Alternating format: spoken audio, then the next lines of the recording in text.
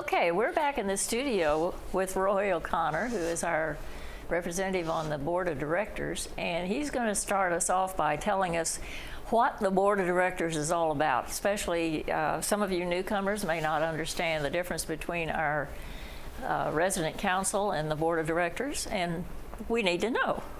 Well, good morning, Ivana. Good morning, Roy. I'll try to do that. It's you're absolutely right. There's a lot of new people each year that come into the community, and then even some who've been here for a while still ask the question Still about, wonder, right? You know, what is the board and what do they do? But before I get into that, I just thought I'd mention that, you know, we had a very good town hall meeting in December. It was a good turnout by residents, and I think the questions that were asked at that meeting and the way they were stated, I thought was really excellent. I think we had a really good discussion, and I've had a number of residents come up to me afterwards and said that was like one of the best meetings we've had. Great. And the other thing is that, you know, we have had a good year in 2016. Almost all the performance results are very good for Greenspring. It's of course driven by our occupancy, which is very high across the board, independent living as well as over in Garden Ridge, assisted living and skilled nursing. And of course that helps us. It keeps us in a good, strong financial position. Right. All the final numbers aren't in yet, but by the end of this month we'll know. But we're in good shape in that area.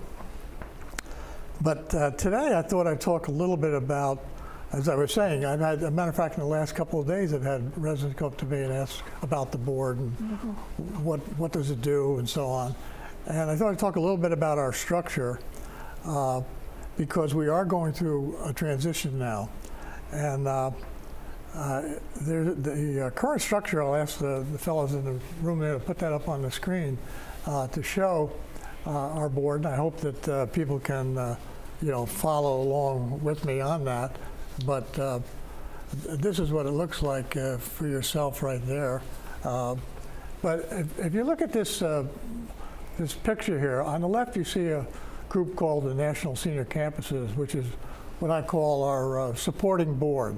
The National Senior Campuses is over all of the 17 Erickson managed communities.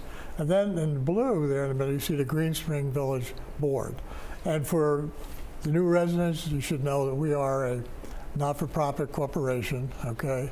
And that we have been that since the beginning of times. It gives us the advantages of in taxation and so on. But underneath the blue box, the Greenspring board, you see the Erickson Management Company, and the board hires the management company to manage Greenspring, and they are under a 10-year contract that began in 2010, goes through 2020, and as such, the executive director here and all the directors that report to her are actually Erickson employees. All the employees below that are Greenspring employees. And as part of our Greenspring Village Incorporated, we actually own all the buildings, grounds, and equipment of Greenspring. And further on down, excuse me, a little bit to the right, I just kind of highlighted 3 committees. There are many more committees, but you have the executive committee of the board. And in this case, our board chairman is Jim Anders, okay? Jim took over this past year. And this is at the corporate level, not at the Greenspring level. That's at the board level. Yeah, the board level. The board level, okay. Okay, he's the chairman of the Greenspring Board of Directors. Okay. He's also the chairman of our regional board, okay, which is the southern region now. Remember I was telling you, we used to be mid-Atlantic, but under a reorganization that happened during 2016, we went from 4 regions to 3 regions. And so we are the southern region. In addition to that, we have a western region, and then we have a New England, Pennsylvania, New Jersey region. But Jim is our chair of the board. Jackson Bain is our president and vice chairman. And then we actually have 11 members that serve on that board. There's 10 outside people, and then myself. And the charter bylaws require 1 resident to be on the board. That happens to be the position that I fill, representing us on that. Right below that is a new box there. It's called the Community Relations Committee. CRC. Okay. Back in April of last year, Larry Shabmel, who is the overall chairman of the National Senior Campuses, announced that we're going to be doing a restructuring during this year, leading up to a changeover in 2018 to one governing board that will govern over all the communities and work with the community boards. And a key part of being able to implement that is having this CRC committee. And so what is that? Who's on it? Basically, it's three people. It's Jackson Bain, myself, and Betty Price. Jackson doesn't live too far away. He's right over in Mount Vernon. We were talking about that, and Betty Price lives out in Ashburn. So the three of us make up that committee. And the prime focus of the committee is to be the main interface to the community for the board. So you'll see the CRC here more frequently, or quite frequently this year. As a matter of fact, we have a meeting where we're going to sit down with the resident council and management next month on February 13th. Well, now, will each community have a CRC? Yes. Yeah. So there'll be, and so each of the communities, and then they will be the main focus to that individual community. You know, we'll be looking at trying to maintain a good communications, understand just all the things that are going on at the community. We'll be very involved in the budget process as it progresses through the year. Any major changes, anything that's going to be occurring there, we'll be involved with it. Expected to be more knowledgeable than, say, all the other members of the board, the other 8 members. So I think it's going to be a good thing. We've already met a couple of times during 2016, and so we're getting, and it's, as I say, this is a transition period. It's a work in process. We may make some changes as we go through the year, but hopefully by the end of the first quarter of 2018, this whole new structure will be functioning. It's an exciting period, I think, and one that I think will serve the organization well. I think people have to remember, you know, the board main responsibility is for governance. Okay, you're gonna hear explain that word, what that means. Governance, okay? What does that mean? That means that, for example, the board is responsible to approve policies that go into effect. For example, we have 2 meal plans now, 30 meals and 20 meals. Right. Or we have a absence credits that's given. Those kind of policies can be recommended by management, but they have to be approved by the board. Okay. So the board approves, management actually implements. And we are kind of looking over the shoulder of management, okay? We're supposed to, believe it or not, it's hard for me as a resident to follow this all the time, but we're supposed to be kind of flying at 30,000 feet, you know, over the community. And then the managers are on the ground. They are doing the day-to-day operations, okay? When I moved from the resident council, which is an advisory group to management, right? That's why they're here. And we have over 100 residents serving on the committees. And by the way, we have an outstanding resident council. I think they're doing a great job interfacing with management, representing the residents. But I think that we are going to try to interface with management, interface with the resident council, because we need feedback. We need to understand what's going on, because our overarching responsibility is to see that we have the best housing and care for seniors. I mean, that's why it's here, okay? And so we have a duty of care being on the board to make sure that if things are done in certain ways, that it's done in a reasonable way. We're particularly concerned about the most vulnerable that are like in Garden Ridge under skilled nursing care or assisted living. That's highly regulated by the state, and we have to make sure then that we are following all the rules and regulations, that we're compliant with the laws. Much of that is funded by the government, you know, Medicare and so on. So, you know, it's a whole range of things. I don't want to get too much into, you know, this other lingo, but I think the thing to remember is that it's not the day-to-day. So if the residents really don't like the color of the wallpaper, okay, I mean, that's You're not not the one something to go board, to. right, we hopefully. That's we've the got- resident council problem. Exactly, yeah, and management, you And know. management, And that's yeah. another thing I would say too for residents, as a first order of business, if you have an individual problem or concern, you should feel free to go to management first. And if for some reason it's not getting resolved, then you have another avenue. You can go to the council. Okay, And when you say go to management, I'm saying, does that mean go to a department head that you think might help? yeah, okay. or at whatever level you feel is necessary.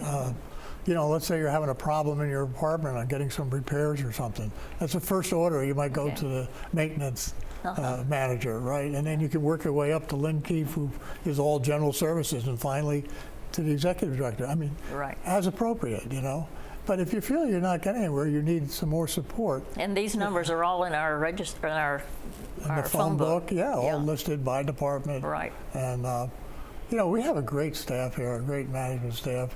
I think they're very professional, they're very young. I think. And it's I one think of they're very concerned about our welfare too. Absolutely. And when people ask me, myself, how do you like living at Greenspan? I say, one of the nicest things is I think our management staff. I mean, I think their whole attitude and how they go about doing their job. We can't thank them enough. Right, We right. can't thank them enough. So anyway, that's a little bit about the structure today.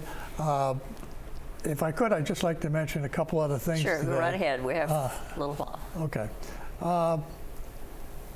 Last week we had a meeting of the design group. This is both staff and 5 residents to talk about Garden Ridge. Okay. And it's really finally going to happen. Here we are, Wow. 2017. So Dawn Yeager, who's the project director from headquarters, overseeing the construction and renovation, reviewed the design plans for Garden Ridge with us. We are going to build a new wing on Garden Ridge. There'll be 79 new rooms that are built into that wing. And then we're going to do some extensive renovation of all the existing rooms. One of the goals is to have private showers in every room Wow, in Garden wonderful. Ridge. It's going to take about 3 years to do this. But once we build a new wing, which will take 14 to 16 months, then we have the flexibility to move people from existing rooms to the new rooms and go in and renovate the others. And so we'll be doing that in a floor-by-floor sequence. It's going to be a big project, but we actually are going to start. The rollout for the whole thing, Chandra Kumar, Exec Director, mentioned that there will be a rollout to the residents explaining the program, what's coming, when the major things are going to happen.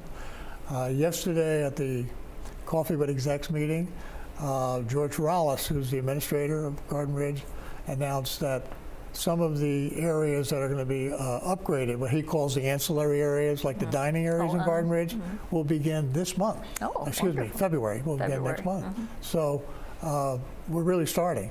I think you'll probably hear sometime later, the date to be determined, that we'll have a break ground date this spring for the actual new wing construction. So it really is exciting because That's we've great. been planning this for 4 years. I know, and it's gotten to be kind of a joke. Everybody says, well, when's it going to happen? And then we say, well, it's sort of like the New York moment. It's the Green Spring soon. Yes, I know. Well, I'm not a betting man, but I'll tell you, I think it's really It really is we're coming really across. close, and it's going to happen. Very And good. it isn't like a lot of things haven't been going on. It's a very complex problem when you're talking about taking a facility and upgrading it while Oh, you're sure. still maintaining the care and caring for residents. So that's all going to be happening. So this is a big year for us, and I think that's really good news. And hopefully we'll have a state-of-the-art facility, which we already have, but we want to make sure we stay ahead and keep Right. up with the competition. Right. So we're going to be doing that. Okay, we still have about a minute. Okay, and then the other thing is, as far as I continue my work. I'm on 2 National Senior Campus Advisory Committees. One of them is the Diversity, Inclusion, and Corporate Social Responsibility. And we've been spending a lot of 2016 because this corporate social responsibility is a new mission that we picked up. And we're trying to really define what a not-for-profit community like ourselves and a not-for-profit organization, how they can carry out this role. You know, many companies try to give back to the communities in which they do business, and that's what we're looking at. I wrote an article mid last year about all the good things going on here at Green Spring by residents. I mean, it's unbelievable the number of things that go on. But what we're looking at, is there some theme, something which would be something across the board that all Erickson communities could maybe try to follow, some cause. And so we're looking at that, and it's been very interesting. So we'll continue that. We hope to have that defined soon. And the other committee is the Investment and Treasury Committee, which I enjoy very much. We're in great financial shape. During 2016, we transitioned to Vanguard. You know, we used to have our investments with New England Pension Consultants, okay? And it was started in '09, the CCR Business Trust. And in that, there are 8 communities that actually voluntarily deposit their funds there for investment. These are excess funds that we call our reserves, and they're there for funding things like the repositioning. They're there for unexpected emergencies. They're there for scheduled kind of maintenance, like new roofs and new windows, new doors, some of these things that we're doing now. But anyway, so the funds are managed centrally for all 8 communities. The funds are reserved for each. In other words, Green Springs monies are separate from Rider Woods and separate from Oak Crest, but managed together. And the transition to Vanguard has been really excellent.